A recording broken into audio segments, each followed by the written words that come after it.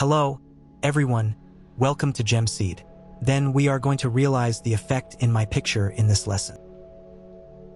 We also see the effect when my hand can be used as such a small flashlight. And I can move it through 1 or 2 fingers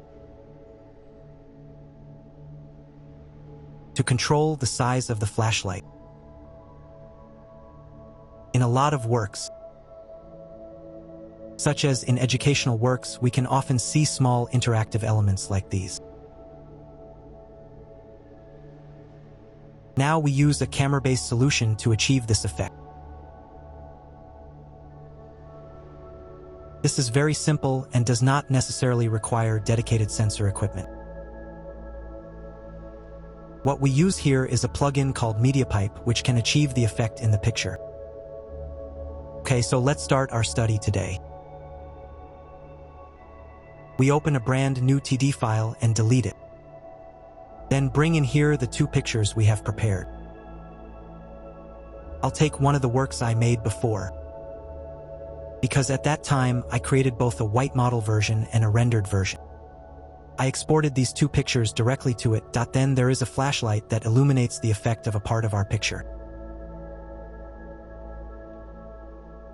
Okay, we got our pictures in, right? We actually just make a mask effect on these 2 pictures. Then it can achieve the effect of the flashlight we just saw, right? Here we first use a composite top to connect these 2 pictures together, because these 2 images actually differ only in their textures. They're perfectly aligned. Then we switch operation to over, so the 2 images form an overlay relationship. And this picture on top of it. Okay, then it is just to make a mask for the first picture. A mask is used to control the transparency separation, allowing the second image beneath to show through. Then let's create a circle top. Then we connect the input of the circle to the output of this image. In this way, we get a pixel value of it. Then we go to the output and change combine with input to set resolution only. In this way, we only obtain its resolution, and then we scale the circle down slightly. Then increase softness a little bit and let it have a little transition. And then because we have 2 hands, right, we can make another copy. And then we add these 2 together. This way, we can ensure that both of them are within the same frame. Okay, finally we use a multiply to combine these together. In fact, we have already achieved the effect of such a flashlight, right? What does multiply mean? It means to multiply, right? We previously talked about multiplication. For example, here the image background has a transparency value of 0. So if it's multiplied by the original picture, it's also 0, right? Any number multiplied by 0 is 0. As for white, we can see in the lower left corner that all the Rabi values are 1.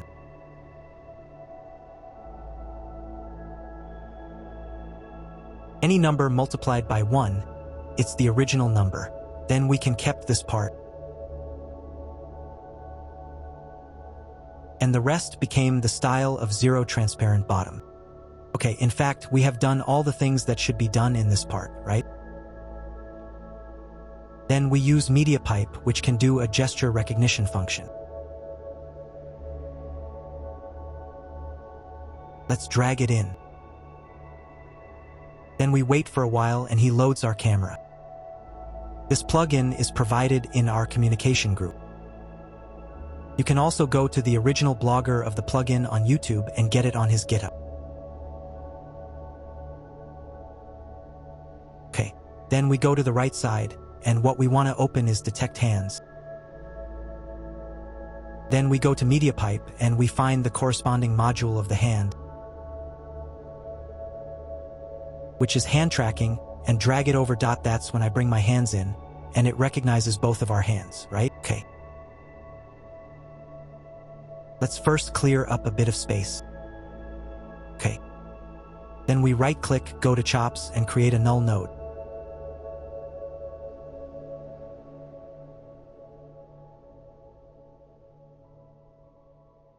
Duplicate it, and then connect it to the fourth output.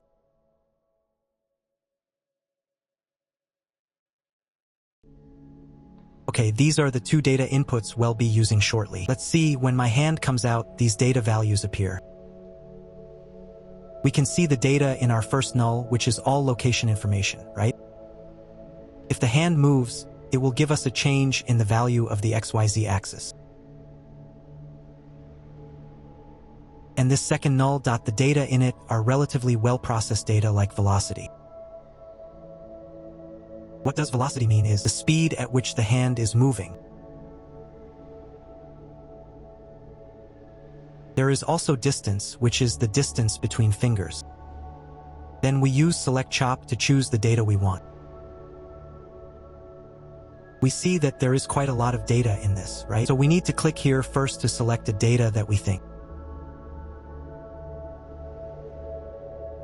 We can use the wrist. The wrist data can represent the position of the hand.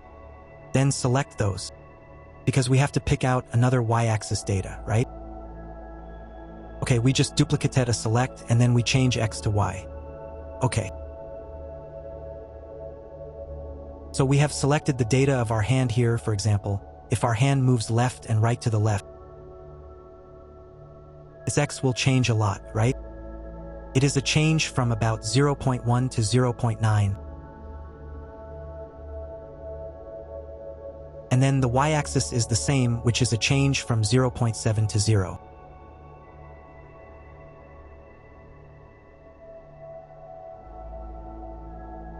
Okay, then we will copy the select again and connect it to distant. Delete this channel name since we're using a different data source now. So it can't be chosen here. We choose distance here. In this case, we try to pinch our index finger and thumb together. If we look here, there will be a change in this data, right?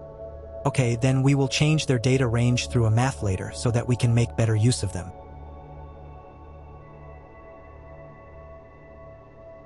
Duplicate 3 maths and make an adjustment respectively. For example, for the wrist, I remember the value on the far left is roughly 0, right? And on the right is about 0.9, right?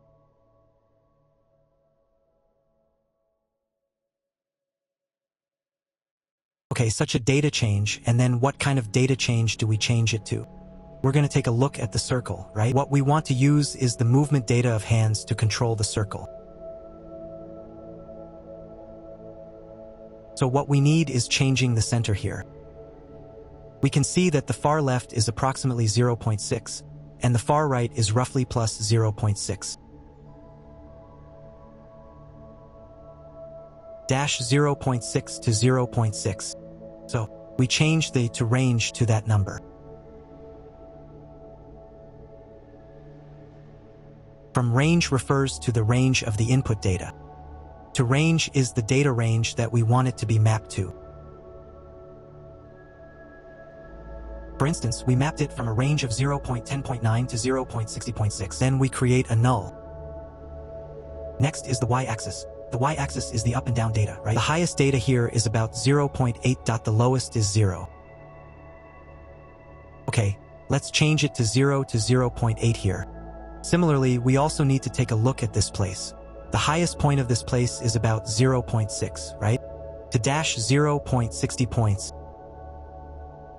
And the same. Use another null to connect it. And then finally our distance, let's see, when I take my hand out, it's about 0.3. And when I pinch it, it's 0.3, right? Okay, let's take a look at circle. We can check the smallest number in radius. For example, we let it have a little bit, only 0.5 or at the smallest time. At the maximum, we change it to 0.15.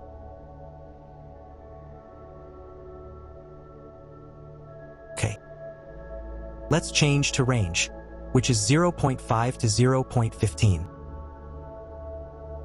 Then, for example, when I close my hand, it's 0.5. And then when I open it, it's 0.3.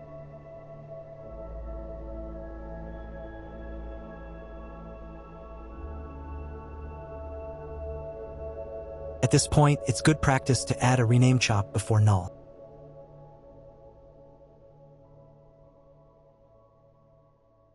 Since there are so many channel names, using this approach is a good practice when switching data sources.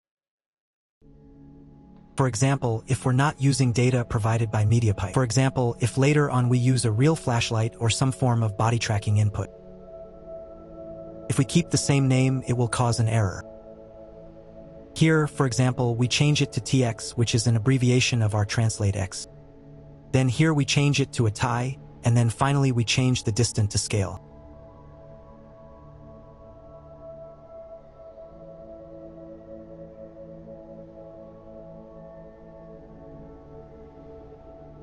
Then we're done.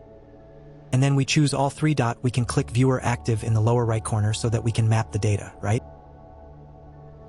We select the first circle and we control it first. With TX, we map 0.6 to the center. And then tie to the Y value of center. Then skill directly maps to these two data of radius.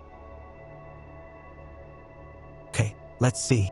Now when I bring my hand in, I can control a change of the circle through my hand. Or if I want it to be small when my hand is open, and big when I close.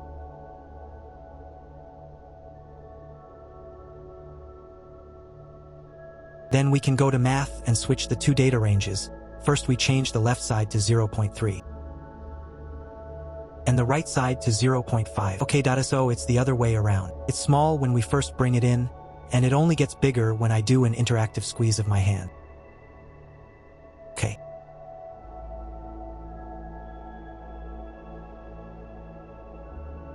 Now there's another issue. Even when my hand isn't interacting, it still shows up in the lower left corner. This is actually not what we want. We need to make a data judgment here. Here, we need to add a data check for when my hand is not within the camera's field of view. In that case, we don't want any circles to appear, so we control it using scale. We create a switch here. Then we create a constant here, and we connect constant to the switch. At this point, we know that we can use a switch here to control whether the circle appears in the lower left corner.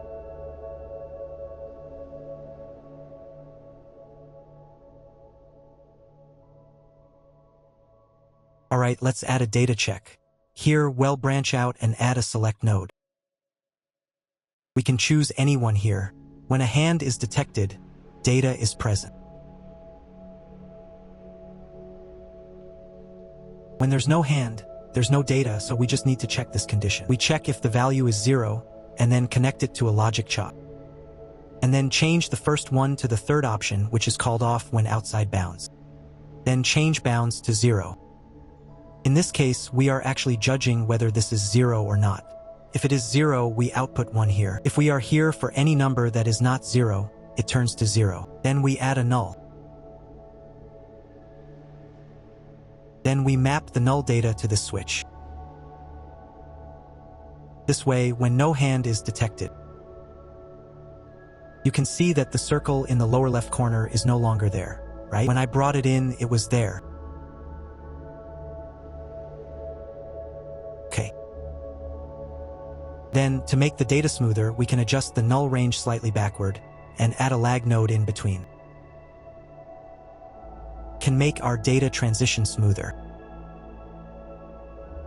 Let's copy 3 more and then connect them to the front of nulls. Okay, let's try it again at this time. In this case, because MediaPipe sometimes doesn't recognize it so accurately, right? Then it will filter out the more volatile data. Okay, now we're going to do the part of the other ball on our right. We directly select all and press the right button to copy and paste all the green parts. There are 4 selects here, right? Let's start from the first one and change all the hand 1 into hand 2. And then the second one, select hand 2. The third select is also hand 2.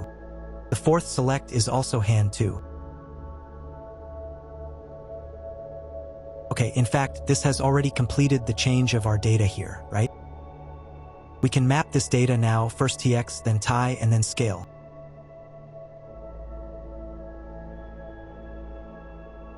Okay, in this case, we have actually completed the interaction. We route it through this null node to the end, and then enable display in the lower right corner to show the result. So that everyone can see more clearly, it'll hook up a camera here.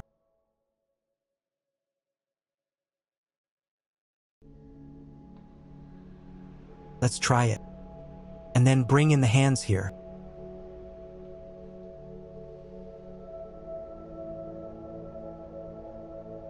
It achieves the small effect of a flashlight here, right?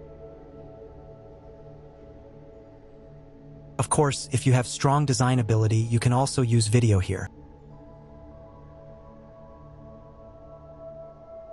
Then we can also add some effects after these two. For example, if I want to adjust the background color, I can make it a bit darker.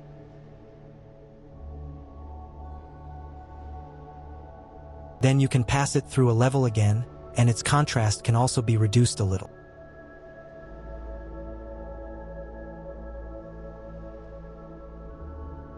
In this way, we can highlight the effect of our prospects. Let's try it.